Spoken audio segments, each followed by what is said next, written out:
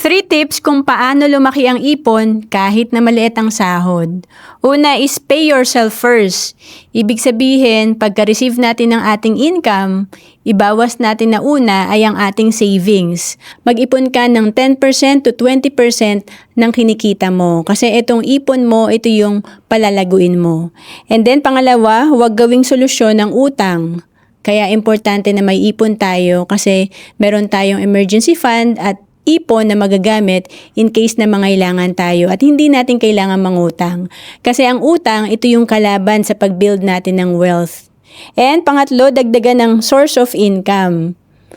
Improve natin yung cash flow natin. Magagawa natin to pag meron tayong other source of income. Kapag may extra tayong kinikita dahil nga maliit ang kinikita natin, magkakaroon tayo ng extra cash flow na pwede nating palaguin at i-invest. And to know more about savings and investment, message mo lang ako sa Facebook, Roan Celis Capistrano. Bawat Pilipino dapat maging handa sa mga oras na hindi natin inaasahan. Gaya ng biglaang pagkakasakit, dapat may pondo tayo na magagamit. Sa oras ng pangangailangan, dapat may magmamalasakit. At sa pagtanda, walang pangamba, dapat may mag-aalaga.